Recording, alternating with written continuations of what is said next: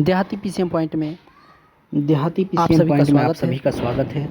देहाती PCM point जो बनाएगा आपको देहाती जीरो से पीसीएम हीरो पॉइंट विद जो कैरियर बनाएगा कोचिंग आपको सेंटर जीरो से hero Dhanauti with middle school career के पास कोचिंग पीछे सेंटर वर्ग व्यवस्था धनौती मिडिल छठवीं से स्कूल के 12वीं पास तक पीछे वर्ग 6वीं बीएससीबी से एंड 12वीं सीबीएसई तक। पैटर्न पे आधारित जी हाँ, आप सबों ने देहाती पीसीएम पॉइंट को आप सभी ने मेरे चैनल बहुत देहाती सारा पीसीएम दुलार प्यार पॉइंट दिया को है।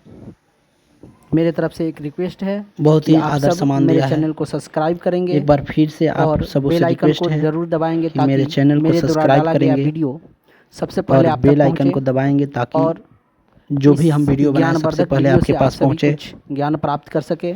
एवं उन सभी वीडियो को इसके लाइक लिए करेंगे, शेयर करेंगे और थैंक्स। कमेंट करेंगे। थैंक्स। देहाती पीसीएम पॉइंट में आप सभी का एक बार फिर से स्वागत है। आज हम लेकर आए हैं आप सबों के लिए रसायन शास्त्र का महत्वपूर्ण तथ्य पदार्थ एवं उसमें उपस्थित अम्ल।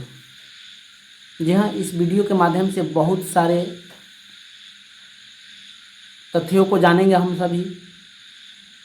तो आइए पहले तथ्य की तरफ चलते हैं। पदार्थ एवं उसमें उपस्थित अम्लों के बारे में जानेंगे हम सभी।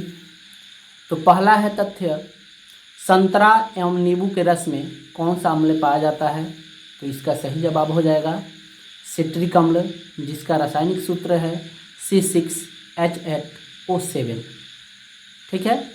जी हाँ, थोड़ा सा ध्यान देंगे, मेरे चैनल को सब्सक्राइब करेंगे और बेल आइकन को दबाएंगे, जिससे आप सभी को नए नए वीडियो प्राप्त हो सके। तो पहला इसका तथ्य था, संतरा एवं नींबू के रस में कौन सा अम्ल पाया जाता है? तो यह हो गया सिट्रिक अम्ल, जिसका फार्मूला हम बताए हैं अभी C6H8O7। जी हाँ, एक बात और ध्यान दीजिएगा कि ये जो भी हम फार्मूला लिखे हैं इन सभी अम्लों का, ये फार्मूला आप लोगों को कहीं प्राप्त नहीं होगा। अतएव इस वीडियो पे ध्यान देंगे, बहुत ही महत्वपूर्ण वीडियो होने वाला है ये। दूसरा है पॉइंट, सिरका में कौन सा अम्ल पाया जाता है? तो इसका सही जवाब हो जाएगा एसिटिक अम्ल, जिसका फार्मूला है CH3COOH। अगला है प्रश्न, टमाटर में कौन सा अम्ल पाया जाता है? तो इसका सही जवाब है ऑक्जेलिक अम्ल, जिसका फार्मूला है C2H2O4। एक बार फिर से कहेंगे हम कि आप सभी मेरे चैनल को सब्सक्राइब करेंगे और बेल आइकन को दबा देंगे ताकि ऐसा वीडियो आप सभी को सबसे पहले प्राप्त हो। चौथा प्रश्न है, दही में कौन सा अम्ल पाया जाता है? तो इसका सही जवाब है लैक्टिक अम्ल पाया जाता है। अगला प्रश्न है, इमली जो हम लोग खाते हैं चटपटे के रूप में, तो इमली में कौन सा अम्ल पाया जाता है? तो इसका सही जवाब हो जाएगा टार्टरिक अम्ल।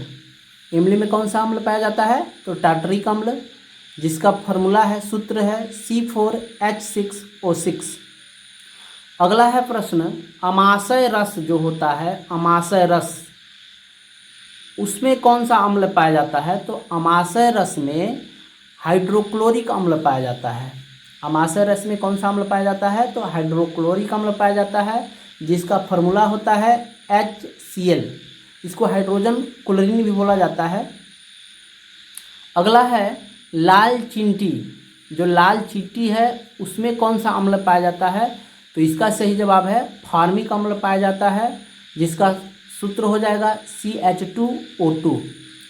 जी हाँ, ये वीडियो बहुत ही महत्वपूर्ण होने वाला है, आप सभी इस पे ध्यान देंगे। यह सभी प्रतियोगी परीक्षाओं से भी संबंधित है और 10th क्लास के स्टूडेंट इस पे ध्यान देंगे। इससे 2 या 4 प्रश्न निश्चित रूप से पूछे जाएंगे, अभी जो तथ्य हम पढ़ा रहे हैं। अगला है, चाय में कौन सा अम्ल पाया जाता है? तो चाय में कौन सा अम्ल पाया जाता है? तो इसका सही जवाब है टैनिक अम्ल।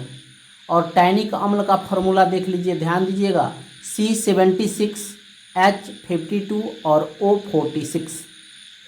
जी हाँ, टैनिक अम्ल का फार्मूला है C76H52 और O46। अगला प्रश्न है, विटामिन सी में कौन सा अम्ल पाया जाता है? तो ध्यान दीजिएगा, विटामिन सी में एस्कॉर्बिक अम्ल पाया जाता है, जिसका फॉर्मूला है C6H8 और O6। अगला प्रश्न है सेव जो हम लोग खाते हैं उसमें कौन सा अम्ल पाया जाता है? तो सेव में पाया जाता है मैलिक अम्ल।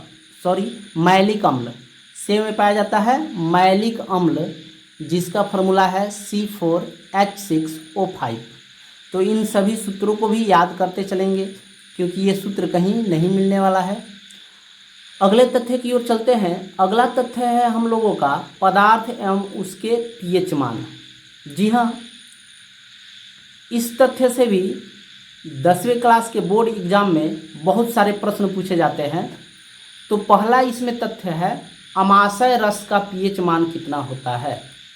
अमाशय रस जो होता है उसका पीएच मान कितना होता है? तो इसका सही जवाब है 1। कहीं कहीं आपको 1.0 भी देखने को मिलेगा, तो उससे कोई मतलब नहीं रखना है, बस वो ध्यान दीजिएगा कि हाँ 1.0 का मतलब भी 1 ही होता है। अगला प्रश्न है नींबू रस में का पीएच मान कितना होता है? तो नींबू रस का पीएच मान 2.5 होता है। तीसरा है कि सिरका का पीएच मान कितना होता है? तो इसका होता है 3।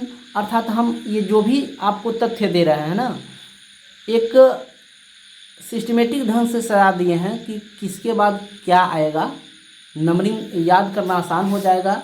ठीक है, आप सभी से एक बार फिर अनुरोध है कि आप सभी मेरे चैनल को सब्सक्राइब करेंगे और बेल आइकन को दबाएंगे ताकि सबसे पहले आप सबों के पास वीडियो प्राप्त हो। अगला है टमाटर रस जो होता है उसका पीएच मान होता है 4.1। उसके बाद पसीना, जो हमारे शरीर से पसीना निकलता है, तो पसीना का पीएच मान कितना होता है? तो पसीना का पीएच मान होता है 4.5। अगला है अम्ल वर्षा। जी हाँ, बहुत ही महत्वपूर्ण प्रश्न है, बहुत सारे एग्जामों में पूछा गया है कि अम्ल वर्षा का पीएच मान कितना होता है। तो अम्ल वर्षा का पीएच मान होता है 5.6। और जो हम लोगों का उत्सर्जी पदार्थ है पेशाब या उसको मूत्र कहते हैं, तो उसका पीएच मान है 6। अगला प्रश्न दूध का पीएच मान कितना होता है? तो इस पे ध्यान देंगे, दूध का पीएच मान होता है 6.5। और सबसे बड़ी बात, बहुत बार पूछा जाने वाला प्रश्न है शुद्ध जल का पीएच मान कितना होता है? तो इसका सही जवाब हो जाएगा इसका सही जवाब हो जाएगा 7। जी हाँ, इसके हिसाब से जब हम लोग पीएच स्केल पे चलेंगे तो जिस विलयन का पीएच मान 7 होता है वह उदासीन भी माना जाता है। तो इस तरह शुद्ध जल का पीएच मान कितना हो गया? 7। अगला है आंसू। जो आंसू होता है हम लोगों का, उसका पीएच मान कितना होता है? तो 7.3 होता है। अगला प्रश्न है खून यानी कि ब्लड, जो हमारे शरीर में रक्त होता है उसका पीएच मान होता है 7.4। अगला है पीत रस यानी कि पीत जो होता है उसका पीएच मान कितना होता है? तो उसका मान है 7.5 से लेकर 8.8 तक। और सबसे अंतिम चूना जल, यानी कि जब हम लोग चूना घोलते हैं तो जो जल प्राप्त होता है, चूना जल प्राप्त होता है, उसका पीएच मान कितना होता है? 11 होता है।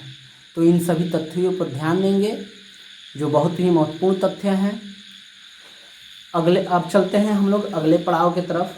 अगले पड़ाव की तरफ चलने से पहले आप सभी से एक रिक्वेस्ट है कि हमारे चैनल को सब्सक्राइब करेंगे और बेल आइकन को दबाएंगे ताकि नया वीडियो आप सभी को जल्द से जल्द प्राप्त हो सके, सबसे पहले प्राप्त हो सके आप सबों को। अब चलिए अगले प्रश्न की तरफ चलते हैं। अगला प्रश्न है हमारा कुछ उपयोगी लवण एवं उनके बनाने की विधि। तो उसमें सबसे पहला आता है साधारण नमक। साधारण नमक जिसको हम लोग कहते हैं सोडियम क्लोराइड, ठीक है, और इसका फॉर्मूला होता है NaCl, ठीक है। तो सोडियम हाइड्रोक्साइड, ठीक है, साधारण नमक कैसे बनता है इसके बारे में जान रहे हैं। तो सोडियम हाइड्रोक्साइड तथा हाइड्रोक्लोरिक अम्ल के अभिक्रिया के फलस्वरूप सोडियम क्लोराइड का निर्माण होता है। साधारण नमक कैसे बनता है, तो सोडियम हाइड्रोक्साइड तथा हाइड्रोक्लोरिक अम्ल की अभिक्रिया के फलस्वरूप सोडियम क्लोराइड का निर्माण होता है। और चलते हैं इसके रिएक्शन को देखते हैं। तो NaOH plus HCl arrow NaCl plus H2O, ठीक है। अर्थात सोडियम हाइड्रोक्साइड प्लस हाइड्रोक्लोरिक अम्ल के फलस्वरूप अभिक्रिया होने पे क्या बन रहा है, तो NaCl यानी कि सोडियम क्लोराइड प्लस H2O अर्थात जल। इस प्रकार साधारण नमक तैयार होता है। अगला है कास्टिक सोडा, अर्थात कास्टिक सोडा का निर्माण हम लोग कैसे करते हैं, उसके बनाने की क्या विधि है, इसके बारे में हम सभी जानेंगे। तो कास्टिक सोडा को हम लोग कहते हैं सोडियम हाइड्रोक्साइड, जिसका फार्मूला होता है NaOH, ठीक है। अब कास्टिक सोडा कैसे तैयार किया जाता है इसके बारे में जानेंगे। तो सोडियम हाइड्रोक्साइड को क्लोर एल्कली विधि द्वारा तैयार किया जाता है। सोडियम हाइड्रोक्साइड को किस विधि द्वारा तैयार किया जाता है, तो क्लोर एल्कली विधि द्वारा तैयार किया जाता है। और इस विधि में सोडियम क्लोराइड के संतृप्त जलीय विलयन को विद्युत अपघटन किया जाता है।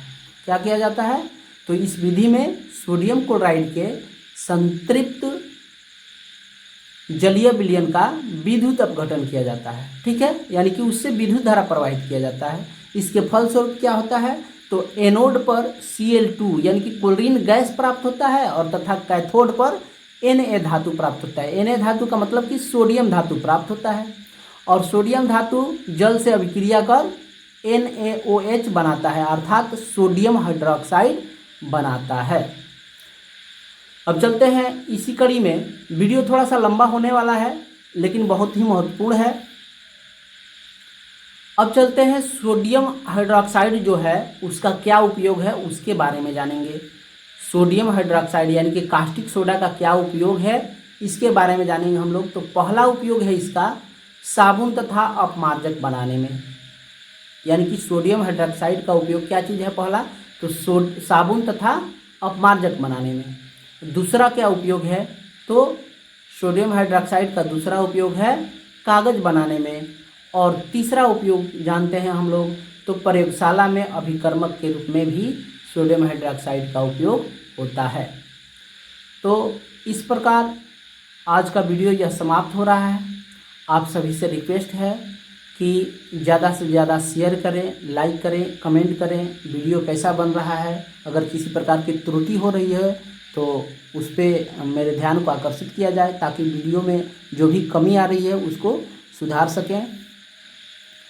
और पुनः एक बार फिर से रिक्वेस्ट है आप सभी से कि मेरे वीडियो को सब्सक्राइब करेंगे, मेरे चैनल को सब्सक्राइब करेंगे और बेल आइकन को दबा देंगे ताकि सबसे पहले वीडियो आपके पास प्राप्त हो जाए। और ज़्यादा से ज़्यादा शेयर करें, लाइक करें, कमेंट करें। धन्यवाद।